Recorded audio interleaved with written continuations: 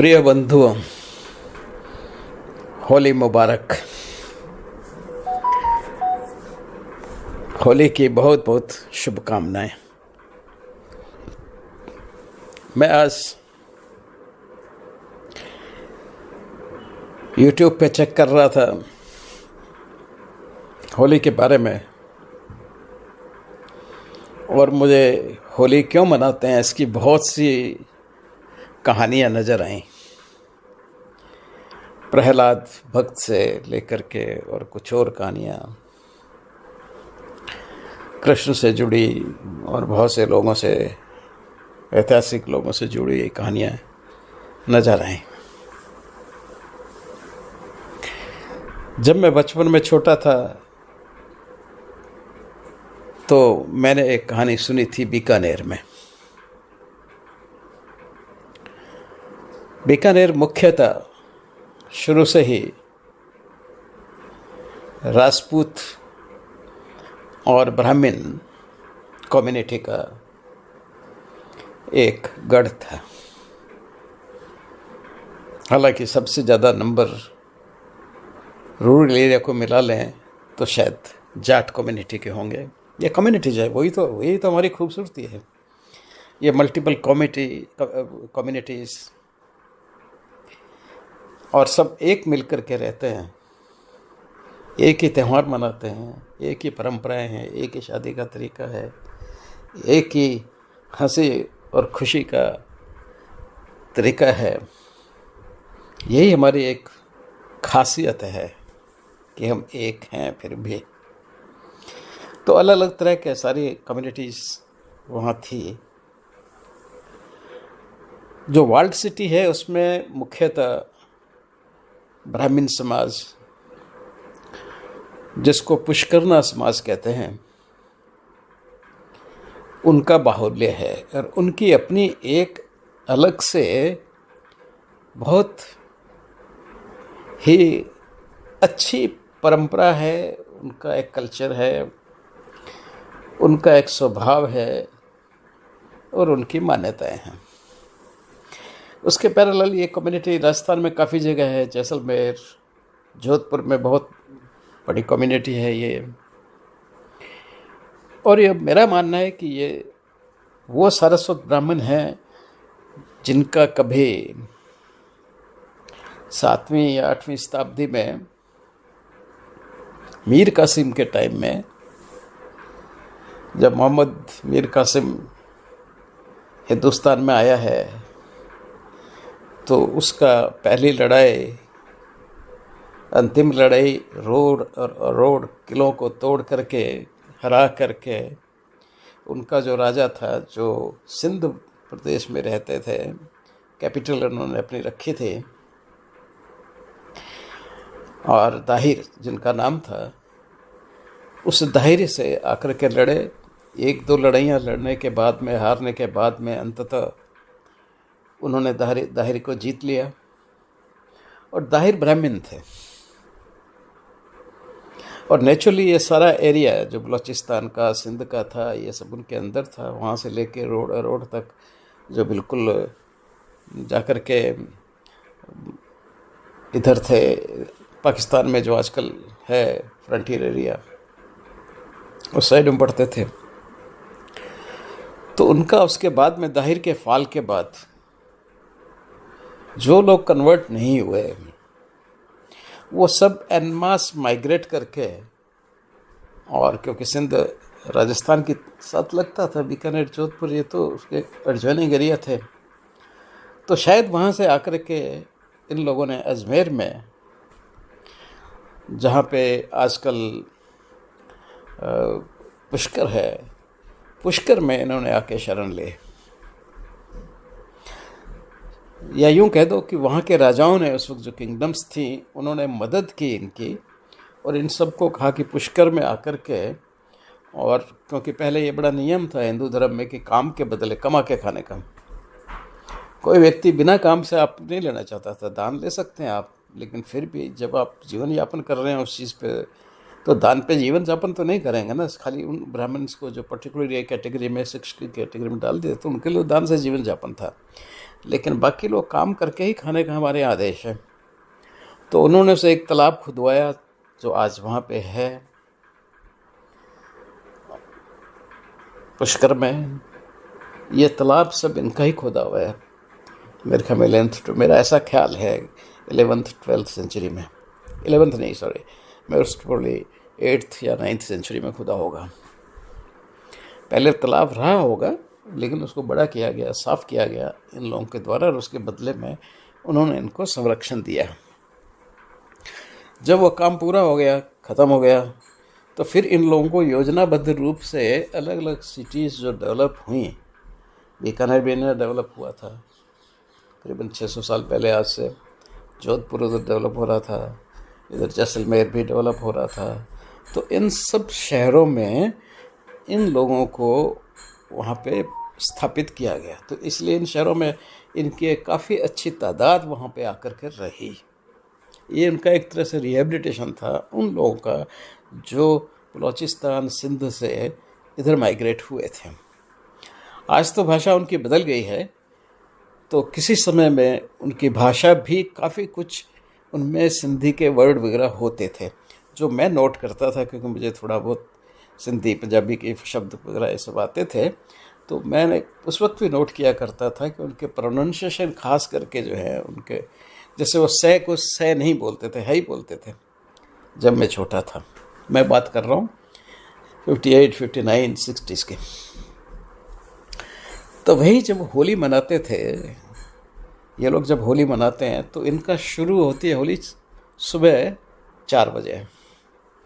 एक बहुत बड़ा फायर लगाई जाती है, बनाई जाती है, और उस फायर के बहुत बड़ी, काफ़ी बड़ी, और उस फायर के चारों तरफ जैसे एक अग्नि के कुंड के चारों तरफ जो यज्ञ का कुंड होता है उसके चारों तरफ जैसे घूमते हैं, उसी तरह घूमते हुए वो लगाते थे। और पहले कुछ संस्कृत के श्लोक बोलते थे, और फिर शायद जितने अपशब्द हैं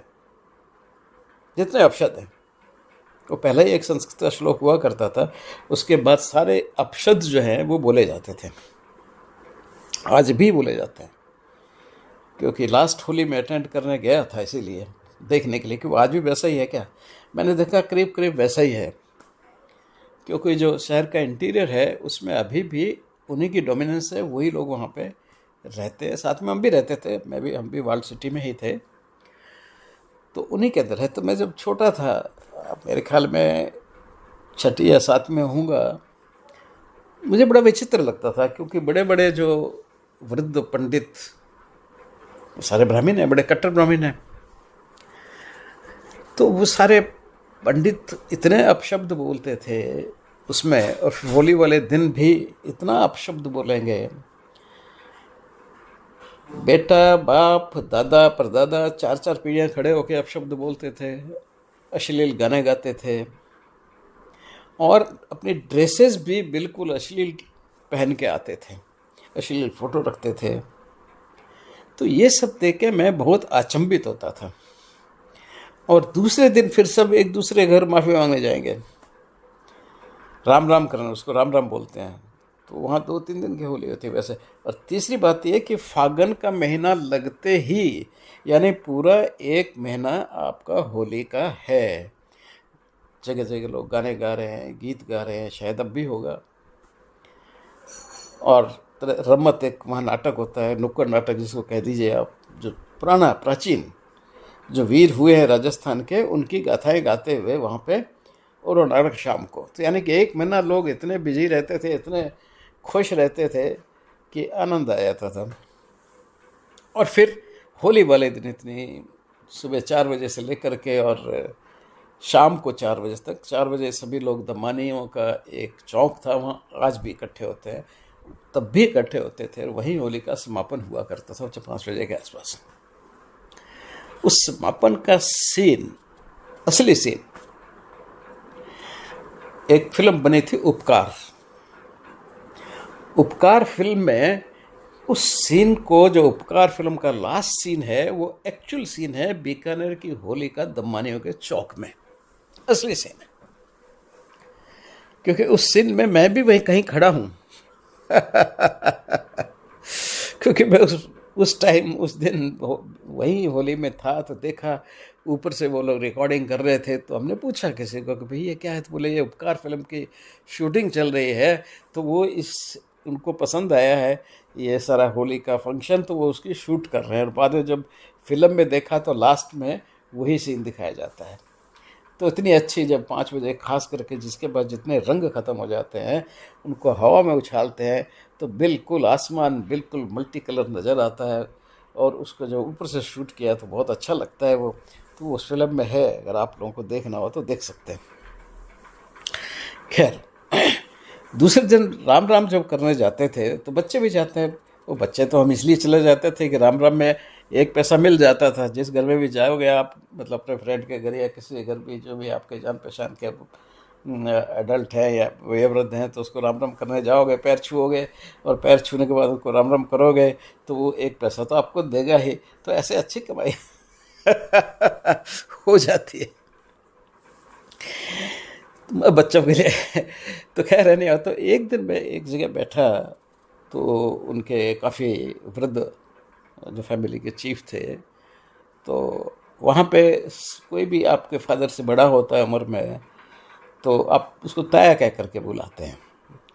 तो उनकी वाइफ हो गई बढ़िया को, हो गई आप बढ़िया, वहाँ ताई को बढ़िया करके बोलते हैं, और उनको ताऊ ताऊ जी करके बोलते हैं। तो मैंने ऐसे ही पूछा उनसे, मैंने कहा ताऊ जी मुझे एक बात समझ में नहीं आई, जो थोड़ा हॉलीवुड के बारे में बताने लगे, कि उस दिन सब लोग इतना गंदा बोलते हैं, इतना गंदा बिहेवियर करते हैं, और गाने गाते हैं गंदे गंदे, और सब ये करते हैं, और 3-3 पीढ़ियाँ 4-4 पीढ़ियाँ एक साथ खड़े होकर के उस पर कोई व्हीकल लाएगा, कोई कुछ लाएगा, और फिर वहाँ पे सबको सुनाएंगे। क्या बात। और सेकंड डे सब तो बहुत सॉबर लोग हैं, वो सब अच्छे, कई तो उनमें बहुत बड़े बड़े ऑफिसर्स हैं।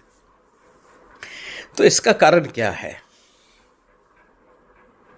तो जो उन्होंने मेरे को कहानी बताई, जो मेरे एकदम छप गई, मैं वो कहानी बता रहा हूँ, जो दोबारा मैंने कभी किसी से नहीं सुनी। तो वो कहानी इस प्रकार थी कि कालांतर में, जब पहले ईरान की और इंडिया की, यानी कि पारस की और इंडिया की, यानी कि यूरास्ट्रियन और हिंदुओं की जो सत्ता थी वो एक थी। वो एक ही चीज़ को मानते थे और आपस में बहुत प्यार भाव था, भाइयों की तरह रहते थे। आर्यव्रत के जो आर्यन थे, जो हम लोग, जो इधर के लोग जो थे, वो उनको अपना एल्डर ब्रदर की तरह मान करके और उनसे संबंध रखते थे, और सारा लेन देन उनके अंदर था। कालांतर में जाके दोनों कम्युनिटीज में कुछ फ़र्क आ गया है। पहले एक ही त्यौहार थे, एक ही अलग थे। उन्होंने यज्ञ और हवन के तरीकों को मॉडिफाई कर लिया। अभी हमेशा जो माइग्रेंट लोग होते हैं वो ओरिजिनल चीज़ को रखते हैं। जैसे मैं भी डोगरा हूँ, तो जम्मू कश्मीर से आया हूँ, तो जम्मू की जितनी, जब बचपन में हम थे, अब तो भूल भाल गए, हम जितने प्योर रूप से त्यौहार मनाते थे जम्मू के, वो आज जम्मू में शायद उतनी प्योरिटी से नहीं मनाते, लेकिन हम उन त्योहारों को मनाते रहते थे। लैंग्वेज भी मैं देखता हूँ, मेरी मदर और ग्रैंडफादर की जितनी प्योर लैंग्वेज थी डोगरी, वो इस प्रेजेंट बोलने वाले डोगरी से काफ़ी डिफरेंट थे। लेकिन जो माइग्रेंट होते हैं हमेशा उसी चीज़ को बोलते रहते हैं, तो प्रिजर्व कर लेते हैं। तो ये लोग भी काफ़ी चीज़ें जो वाइब वहाँ पे थी, उनको प्योरिटी से अपने साथ में अभी तक मानते आए हैं, उनको रिपीट करते आए हैं। उसी में ये एक विश्वास है। तो उन्होंने कहा कि जब दोनों में ऐसी कम्युनिटी में फ़र्क आ गया, ये जो इधर वाले थे वो अपने आप को, पहले सारे अपने आप को देव कहते थे, देवता मान के चलते थे अपने गुरुओं को, उनको। लेकिन यस, उसके बाद जब दोनों की ये परंपरा में फ़र्क आ गया, उन्होंने अपनी परंपरा में चेंज कर दिया। जैसे मैं जम्मू से आया हूँ, तो मेरी पीढ़ी ज़्यादा देर तक जम्मू के वो ओरिजिनल कौन से त्यौहार मनाएंगे जो उन्होंने अपने सीखे थे उस टाइम में, हमको आज 75 साल हो गए। तो यानी कि 75 साल के त्यौहार और 75 साल के रिवाज हमारे अंदर होंगे, लेकिन जम्मू में तब तक इवोल्व होके वो सब परंपराएं काफ़ी बदल चुकी होंगे, लेकिन मैं उसी को मानता रहूँगा, क्योंकि मेरे पेरेंट्स ने, मेरे दादा ने वही सीखा था वहाँ पे, तो उसी को रिपीट करते रहे और धीरे धीरे फिर खैर वो गायब तो हो ही जाती हैं, समाप्त हो जाती है, विस्मृति हो जाती है, और विस्मृति होने के कारण वो ख़त्म हो जाते हैं। लेकिन जब तक वो स्मृति में रहते हैं तो उसको वो उसी रूप में मनाते हैं जिस रूप में, ओरिजिनल रूप में सीख के आए थे। लेकिन जो ओरिजिनल जिनके पास में वो तौर तरीके हैं वो वहाँ इवोल्व हो जाते हैं, चेंज हो जाते हैं। तो वही हुआ पर्सिया में, वही अपने तौर तरीके को इम्प्रूव कर लिए। वहाँ जो राष्ट्रीयनिज्म थोड़ा चेंज हो गया, उन्होंने यज्ञ हवन का सबका तरीका थोड़ा डिफरेंट कर लिया अपना। लेकिन ये जो वहाँ से लेके परंपराएं आए थे, आयरन स्टॉक, ये वही पुरानी चीज़ को मानते रहे। अब दोनों में फ़र्क आ गया। तो इन्होंने कहा जी हम तो इस सुर में गाते हैं ऋग्वेद को, सामवेद को, अथर्ववेद को, तुमने सुर क्यों बदल लिया, उसकी भाषा क्यों बदल ली। तो दोनों का आपस में झगड़ा हो गया। तो इन्होंने उनको कह दिया कि देखो हम तो सुर हैं, यानी कि स्वर में गाते हैं, जो स्वर वास्तव में जिसको सही माना गया है, आप लोगों ने उस सुर को चेंज कर दिया है, अपनी मान्यताएं चेंज कर दी हैं, वैदिक मेथड्स को आपने चेंज कर दिया, क्योंकि वेद तो दोनों में कॉमन था, तो वैदिक मेथड्स को आपने चेंज कर दिया, और इसलिए तुम असुर हो, असुर, यानी कि तुम सुर में नहीं गाने वाले हो, है ना। तो वो असुर हो गए, ये सुर हो गए। अब दोनों पर जब स्थापित हो गए तो दोनों में कंपटीशन आ गया। ये भाइयों में अक्सर होता है। तो ईरान का और आर्यवर्त के लोगों का जो है आपस में उनकी झगड़ा हो गया एक तरह से, और एक दूसरे से अपने आप को बड़ा सिद्ध करने के लिए इस प्रयत्न में रहे और एक दूसरे से लड़ते रहे, जलते रहे। इसी में एक बार दोनों सुर और असुरों का युद्ध तय हो गया। सुर और असुरों का युद्ध तय हो गया, और उस युद्ध में जो असुर थे वो एक बहुत बड़ा यज्ञ कर रहे थे। उस वक्त शक्तियाँ प्राप्त करने का या हथियार प्राप्त करने का एक ही तरीका होता था कि ये सारे सीक्रेट्स हैं जो उनके सेजेस होते थे, है ना, आचार्य लोग जो बड़े बड़े होते थे, उनके पास, गुरुओं के पास होते थे। तो गुरुओं को खुश करने के लिए यज्ञ हवन करते थे, और यज्ञ हवन में सफल हो जाते तो फिर उनका गुरु होता था, खुश होकर के वो मांगते थे, वो कहते जी ये हथियार दे दो, वो हथियार दे दो, उसके पास में होते थे, वो दे देता था। तो ऐसा ही वो अपने गुरु के लिए उन्होंने एक बहुत बड़ा हवन किया,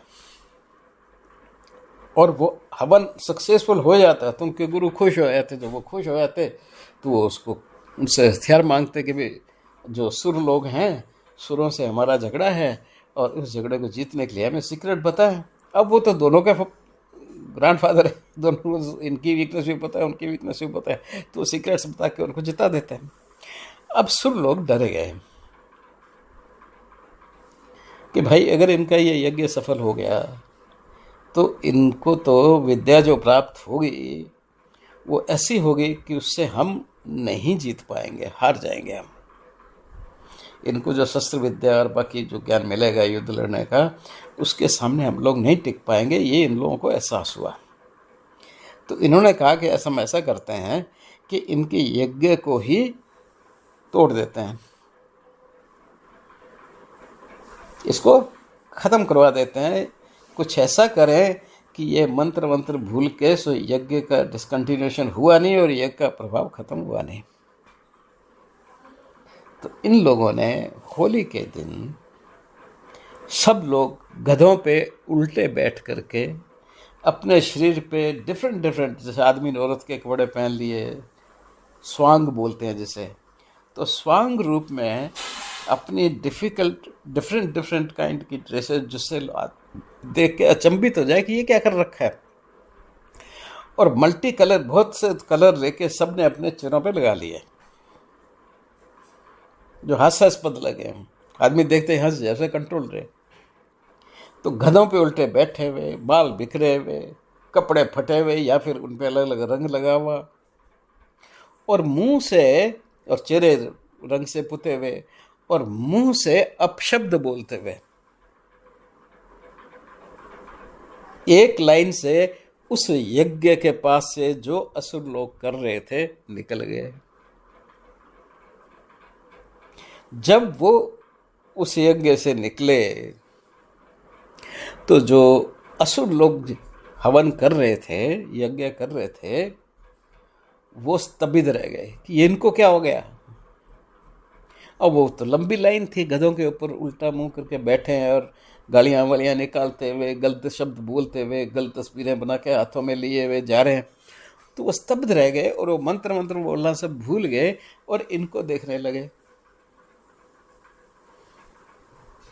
अब ये तो बहुत लंबी लाइन थी, घंटों लग गए उसको पास होने में, और वो उतने में मंत्र तो गए भूल और वो उनको देख देख के हंसते रहे। उससे उनका यज्ञ जो था वो टूट गया। जब उसमें विघ्न पड़ गया तो जो उसका असर होना था या जो उनके गुरु देख रहे होंगे वो सब नाराज हो गए और उनको कोई अस्त्र शस्त्र नहीं मिला और उसके बाद में उन्होंने लड़ने का ख्याल ही छोड़ दिया, क्योंकि वो तो उनको वो ज्ञान प्राप्त होता तो वो सुर पे हमला करते। तो असुरों ने पहले ही हार मान ली और वो झगड़ा, वो लड़ाई नहीं हुई, इस तरह से टल गई। अब ये सब बड़े शांत हुए, खुश हुए कि मैंने बहुत अच्छा किया। तो फिर उन्होंने सीमाएं बांध ली कि भाई ठीक है, यहाँ तक तुम अपना रखो और इधर का हिस्सा हमारा है। तो दो एक डिमार्केशन दोनों कम्युनिटीज़ में एक क्रिएट हुए उस यज्ञ के बाद में। तो ये थी कहानी। और उस दिन को याद करने के लिए आज भी वो परंपरा वैसे की वैसे रिपीट की जाती है। अगर आप देखेंगे, और उसको देखने के लिए आपको बीकानेर में जाना पड़ेगा, कि वहाँ पे उन्होंने को सहज रूप से संजो के रखा है उस परंपरा को, कि वो सारा, और वही नियत समय से शुरू होती है। नियत समय, जितना समय उन्होंने उस वक्त किया था उसी के बीच होली खेलते हैं। तो सुबह नेचुरली उन्होंने सुबह 4 बजे किया था शुरू, और शाम को सूरज ढलते ही वैसे ही हवन उन्होंने उनको डिस्टर्ब रखा, और उसी समय में उसी चीज़ को रिपीट करते हुए उतने टाइम पीरियड के लिए 10-12 घंटे के लिए वो लोग सारा वो कुछ करते हैं जो कुछ उन्होंने आज से 4-5 हज़ार साल पहले असुरों से लड़ाई बचाने के लिए, अपने आप को बचाने के लिए किया था। तो ये एक कहानी है होली की। मुझे आशा है कि आप लोग इसको पसंद करेंगे और वेरीफाई करेंगे। कोई भी दर्शक या सुनने वाला इसको, अगर कहीं उसको ये प्रूफ शास्त्रों में मिलता है तो कृपया मेरे से शेयर करें। बीकानेर का भी कोई लोग अगर सुन रहे हों तो किसी और से सुन कर के इसको अनुमोदित करें, क्यों कि मुझे संभावना है कि शायद समय के साथ यह कहानी लोग भूल गए होंगे, जैसे और बहुत सी बातें हम अपने पुरातन की और बहुत सी हमारी जो परंपराएं थी उनको भूल गए हैं। अगर नहीं मिली तो मैं यही सोचूंगा कि बीकानेर में भी लोग इस दृष्टांत को भूल चुके हैं, और अन्य किसी प्रदेश के व्यक्ति को अगर कोई रेफरेंस कहीं भी पुराणों में या कहीं मिलता है और मुझे अगर वो इन्फॉर्म करेगा तो मैं बहुत बहुत धन्यवाद दूंगा, उसको साधुवाद दूंगा, क्योंकि ये मैंने स्पष्ट रूप से सुना है और मुझे वैसा का वैसा ये याद है। धन्यवाद। Happy Holi. Be happy all of you.